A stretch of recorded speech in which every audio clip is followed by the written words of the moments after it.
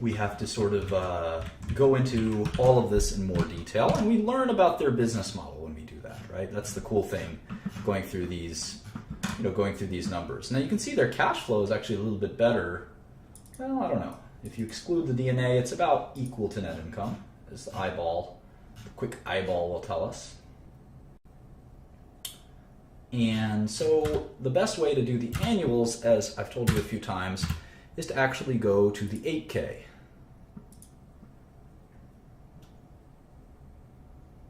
It's funny, since the launch of our first product for businesses, the Google Search Appliance,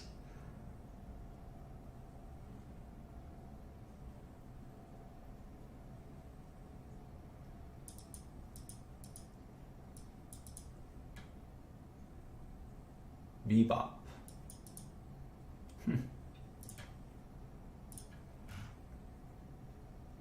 Bebop Technologies.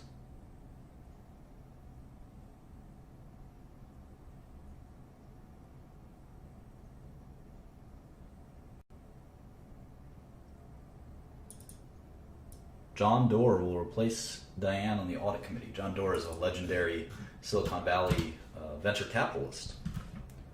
All right, so here's the 8K. So weird. Here's the third quarter, but I don't see the Q4 8K. What a pain. What a pain.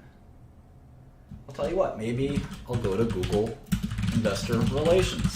Sometimes that'll help. Alphabet Investor Relations.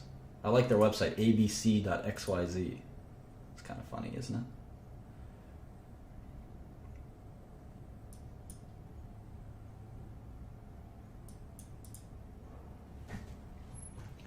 Oh boy, all right, Alphabet announces fourth quarter results. I'm just going to look for something that looks kind of like an income statement. You can see revenue growth and constant currency revenues grew 24%. It's pretty good. And remember, they're well, let's see here.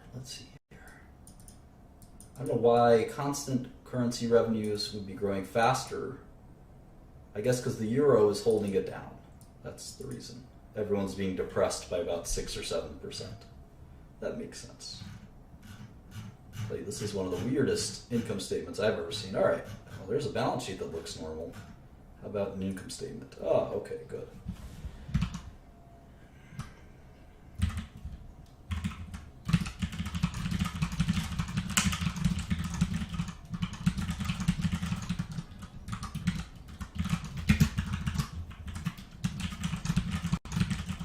All right, let's do this. I wonder what Google's margins are like, right? I mean, in fact, maybe we'll make that column here, gross margins. Gross margins. Let's fill that out real quick. What's Apple's gross margin? I think it was 40%. Let's check it.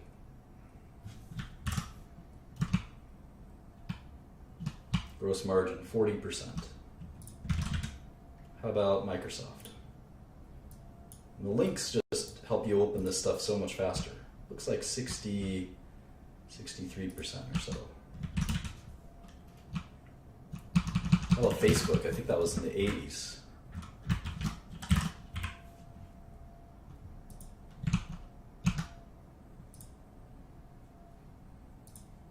$86. Wow. They have almost no cost. That's like a pharmaceutical company gross margins. Crazy. But IBM is really low gross margins, if I recall correctly. Oh, maybe not that low, 52 or 50. 50-50. So Apple's got the lowest gross margins, and that's not uncommon because they're a hardware company. Hardware companies, you got to actually make stuff, right? Whereas IBM, Microsoft, Facebook, you're selling software, and there's actually no stuff to sell. It's all electronic. So anyway, let's look at Google. 21,329 revenues. They do the revenue, the columns backwards, right? Usually you have 2015 here and 2014 here, so it's a little backwards. All right, so gross margin is 62% for Google. 62%. That means for every dollar of goods they sell, they have 62 cents of profit That's almost the same as Microsoft. You can see these are all pretty high margin companies. Even Apple, for a hardware company, 40% isn't bad. All right, so there's cost of goods sold, gross profit.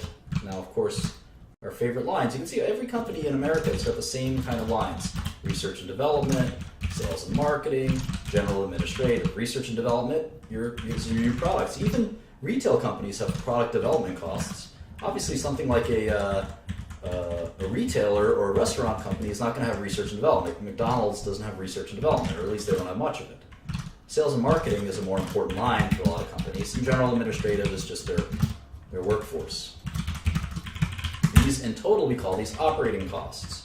When you subtract that from gross margin, we call that operating profit. When you subtract it from gross profit.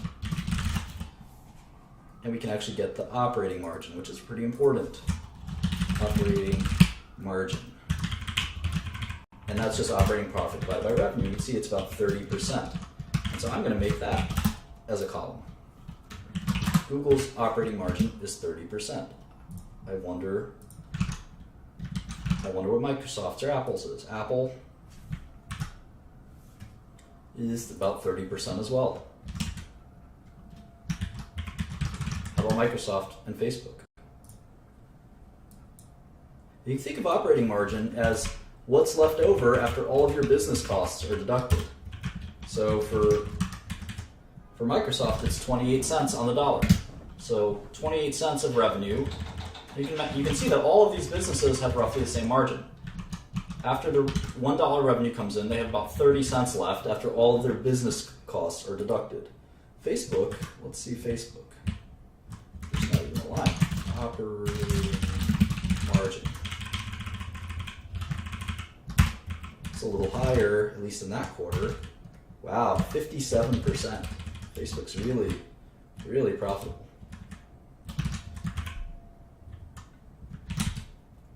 See, it's 54%. And it's not, we don't have to be exact, it just gives us an idea. You can see Facebook's so much more profitable. Every dollar they get, they keep 54 cents of, which is way more than their peers. In some ways, they're sort of peerless, aren't they? All right, let's see here. Other incomes, like interest income usually. Taxes, 819. And it's interesting, they're discontinuing some operations because they're spinning them off. It's just sort of bizarre how to think this through. Net loss from discontinued operations. I wonder what those discontinued operations are.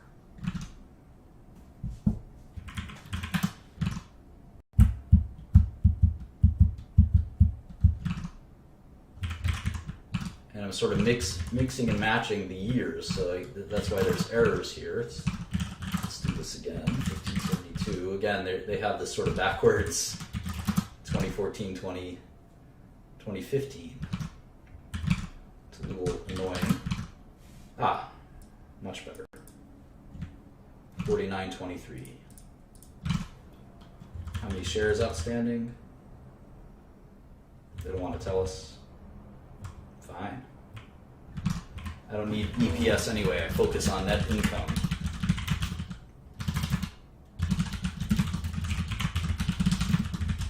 And you can see Google pays almost no taxes. How about that? What's Google's tax rate? 5%. Holy moly. That's the lowest tax rate I've seen. Google don't like to pay taxes, do they? 5%. Holy moly. Let's do this for Q4 14. 18103, 69.1, 15.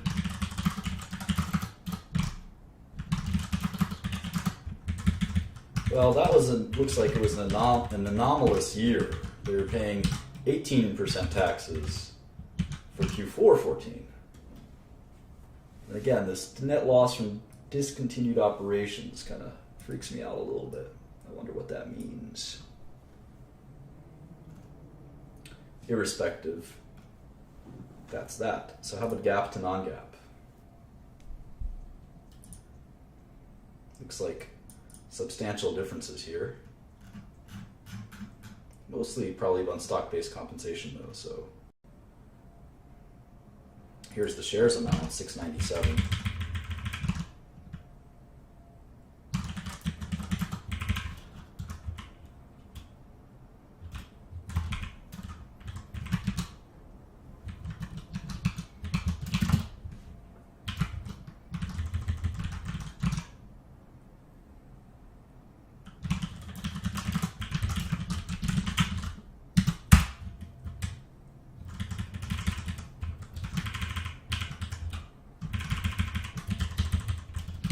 All right, so revenue last quarter grew 18%, so really healthy growth, especially if you look at local currencies. My guess is revenue is in the 20% growth. So Google is still growing like a weed, which is somewhat surprising given how much revenue they've got. And if you really want to really complete this chart, you don't want to make it too crazy, but maybe you could put in 2016 revenue.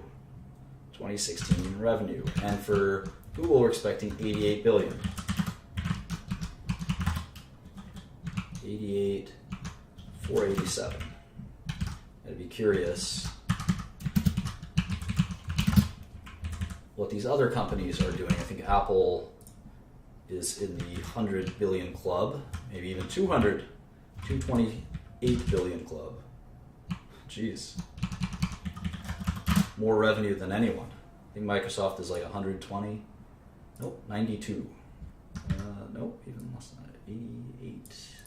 89. It's hard because Microsoft has these weird fiscal quarters, right? Maybe 89. Isn't that interesting? Microsoft and Google have almost the same exact gross margin and operating margin and revenue amount. The only difference is Google is growing much faster, 18% versus just 1%. How about Facebook? I wonder what Facebook's revenue is. Very low, right? 25 billion. So compared to these companies, it's like Facebook doesn't even belong, right? Look at how little their revenue is and how little their profits are, 10 billion. But the reality is it's growing even faster than all of them, 40%.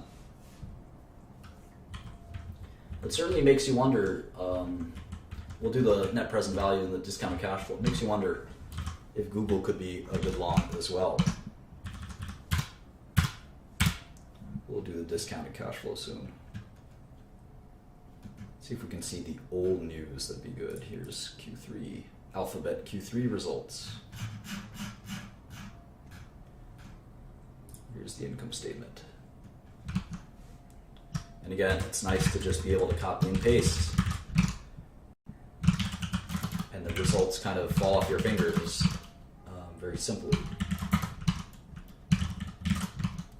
Now Google is an ad company, so there's going to be a lot of interesting, it's very different from the other companies we've looked at, save maybe for Facebook. So one of the things we can do that's kind of fun, I think it's going to be a lot of fun actually, is we're actually going to combine Google's and Facebook's results to get sort of an ad industry model. And I think you're going to find that entertaining.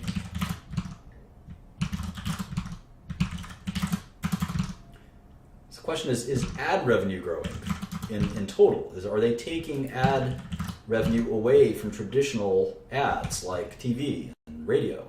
Obviously the answer is yes, but the question is how much? And at what point have they cannibalized the entire ad system? Or are there going to even be TV ads anymore? It's a serious question, right?